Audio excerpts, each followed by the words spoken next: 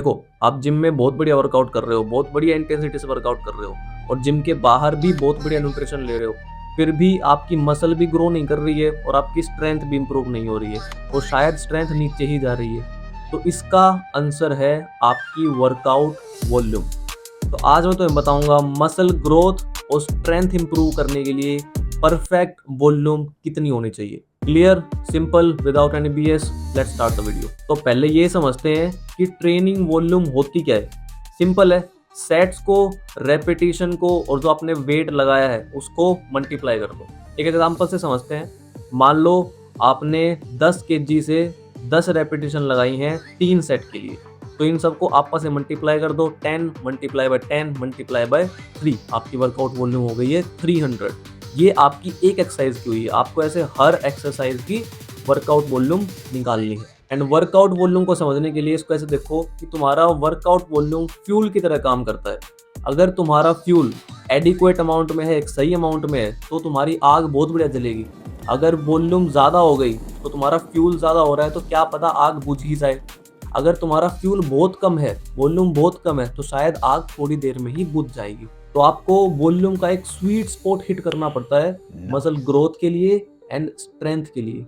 अब हम बात करते हैं हाइपरट्रोफी के लिए आपको कितनी वर्कआउट वॉल्यूम चाहिए। देखो, अगर तुम्हारा मेन गोल हाइपरट्रोफी है, मसल का साइज बढ़ाना तुम्हारा मेन गोल है, तो तुम्हें एक वीक में 10 से 20 हार्ड सेट परफॉर्म करने हैं हर मसल ग्रुप के। अगर नए हो, 10 से 12 सेट पर वीक बहुत बढ़िया है।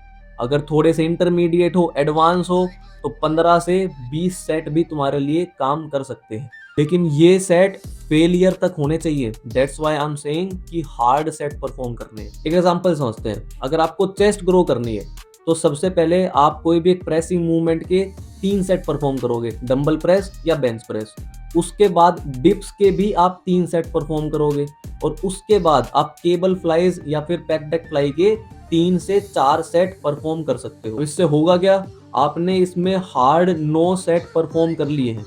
अब इसी प्रोग्राम को आप उस वीक में दोबारा रिपीट कर दो, जिससे आपके वो 15 से 20 रेंज को आप हिट कर लोगे इजीली। अब मैं ये क्यों बोल रहा हूँ कि हाइपरट्रोफी के लिए आपको इतने ही सेट आइडियली परफॉर्म करने चाहिए, क्योंकि देखो, अगर आप इससे ज्यादा वॉल्यूम करोगे तो वो जंक वॉल्यूम में चला जाएगा। आपकी बॉडी इतने से क्या पता रिकवर ही ना कर पाए। दूसरी चीज, इतने हार्ड सेट परफॉर्म करने के बाद आपकी बॉडी में और एक्स्ट्रा काम करने के लिए एनर्जी नहीं रहती है, तो आपकी मसल काफी फटीग हो चुकी है इन ही 3 एक्सरसाइज से। अगर आप इसी में इंटेंसली ट्रेन करोगे तो ये 3 एक्सरसाइज मोर देन इनफ है आपकी मसल को ग्रो कराने के लिए। तो अब बात करते हैं स्ट्रेंथ की। स्ट्रेंथ में आपको वीकली 8 से 12 सेट परफॉर्म करने हैं, 3 से 6 रेपिटेशन की रेंज के बीच में रहना है और 80 to 90% आपका वर्कआउट लोड होना चाहिए 1 RM का इक्विपमेंट। एक एग्जांपल समझे, अगर हम बेंच प्रेस की ही बात करते हैं तो पहले दिन आप 5 रेपिटेशन के 5 सेट परफॉर्म करोगे। फिर जब आप दोबारा उस पार्ट को ट्रेन कर रहे हो उस वीक के अंदर, तो आप 3 सेट 3 रेपिटेशन के परफॉर्म करोगे। तो स्ट्रेंथ के लिए आपको बर्नआउट होने की कोई जरूरत नहीं है, आपको एक्सप्लोसिव रहना है। इसलिए हम रेस्ट भी ज्यादा रखते हैं। जो आप स्ट्रेंथ बेस्ड वर्कआउट फॉलो कर रहे होते हो तो उसके बीच में हम रेस्ट पीरियड भी आपका ज्यादा रखेंगे। आपका 3 से 5 मिनट का रेस्ट होगा हर सेट के बीच में। अब रेस्ट पीरियड हाइपरट्रोफी में और स्ट्रेंथ में ये अलग अलग क्यों है, इसके ऊपर मैं एक अलग वीडियो बना दूंगा। अभी हम वॉल्यूम की बात कर रहे हैं। लेकिन अगर मोटा मोटा बताऊं तो आप हाइपरट्रोफी के लिए 90 सेकंड तक का रेस्ट रखो और अगर स्ट्रेंथ की बात करूं तो 3 से 5 मिनट तक का रेस्ट रखो। ये मैं डिटेल में एक्सप्लेन कर दूंगा एक दूसरे वीडियो में। अब हम बात करते हैं कि क्या हम स्ट्रेंथ और हाइपरट्रोफी एक साथ लेके चल सकते हैं। बिल्कुल लेके चल सकते हो और आपको 100% ये करना भी चाहिए। अब इसको कर कह सकते हो। हम चेस्ट का एग्जांपल दोबारा लेते हैं। सबसे पहले आपको बेंच प्रेस के 4 सेट 5 रेपिटेशन के परफॉर्म करने हैं। उससे अगले एक्सरसाइज आप इंक्लाइन डंबल प्रेस या इंक्लाइन बारबेल प्रेस ले सकते हो। इसमें आपको 3 सेट और 8 से 10 रेपिटेशन के बीच में फेलियर अचीव करना है।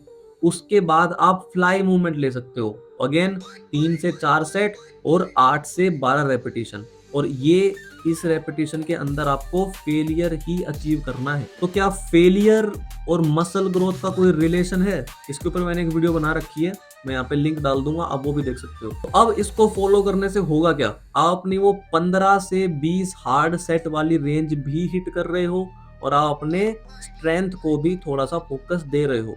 इससे आपको कोई ये नहीं बोलेगा कि भाई ये तो इस वेट के नीचे ही दब जाएगा, समझे। तो इसमें हम ऑलमोस्ट 30% आपका स्ट्रेंथ पे भी काम कर रहे हैं, लेकिन मेजोरिटी हमारा फोकस किस पे है, हाइपरट्रोफी या फिर मसल का साइज बढ़ाने पे। अब इसी को आप उल्टा भी कर सकते हो, आप इसको स्ट्रेंथ फोकस्ड और हाइपरट्रोफी को थोड़ा कम फोकस देके भी डिजाइन कर सकते हो।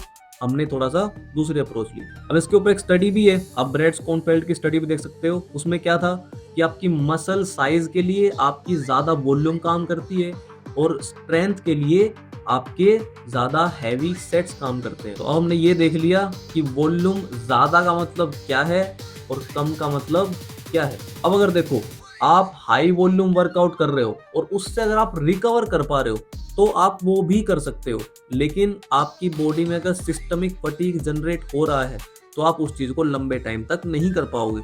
वहां पे आपको कुछ टाइम के लिए उसको भी डीलोड फेज में डालना पड़ेगा।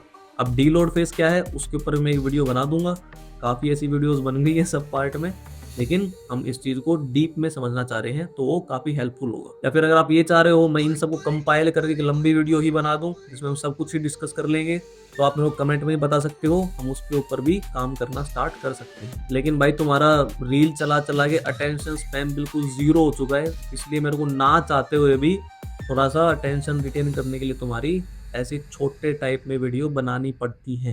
तो मसल ग्रो करने का बड़ा सिंपल फंडा है, 10 से 20 हार्ड सेट इंटेंस सेट होने चाहिए फेलियर के पास। आपका न्यूट्रिशन ऑन पॉइंट होना चाहिए, स्लीप ऑन पॉइंट होनी चाहिए, और अगर आप जिम में भी अच्छा वर्कआउट कर रहे हो, इंटेंस वर्कआउट कर रहे हो, वॉल्यूम इसी हिसाब से रख रहे हो, तो आपकी मसल ग्रोथ गारंटेड होगी। तो मसल ग्रो करने के लिए बहुत इंपॉर्टेंट चीज है वो है मैक्रोज को बैलेंस आउट करना, एंड उसके ऊपर मैं बहुत जल्द एक वीडियो बनाने वाला हूँ, तो सब्सक्राइब कर लो ताकि आप उस वीडियो को तो बिल्कुल मिस ना करो। तो समराइज कर लेते हैं, हाइपरट्रोफी चाहिए, मसल का साइज बढ़ाना है, 10 से 20 हार्ड इंटेंस सेट्स, स्ट्रेंथ बढ़ानी है, 8 से 12 heavy sets with low repetitions. अगर दोनों इंक्रीज करनी है तो इन दोनों का भी कंबाइंड प्लान आप बना सकते हो, जैसा कि हमने पहले डिस्कस किया था। लेकिन असली किंग कौन है, रिकवरी। अगर आप अच्छे से अपनी रिकवरी नहीं कर रहे हो तो आपके लिए कोई सी भी वॉल्यूम काम नहीं करे। तो अगर ये वीडियो पसंद आई तो लाइक कर दो, ऐसी ही और इंफॉर्मेटिव वीडियोस मिस ना कर दो, इसलिए इस चैनल को सब्सक्राइब कर लो। कमेंट में जरूर बताना कि अभी आप किस चीज के लिए ट्रेन कर रहे हो, बाइसेप का साइज बढ़ा रहे हो या डेडलिफ्ट की स्ट्रेंथ बढ़ा रहे हो, या फिर बस जिम में पोज मार के घर वापस आ सकते हो। तो ऐसी ही नो BS फिटनेस वीडियोस जल्द ही चैनल पे आ रही हैं। See you in the next one.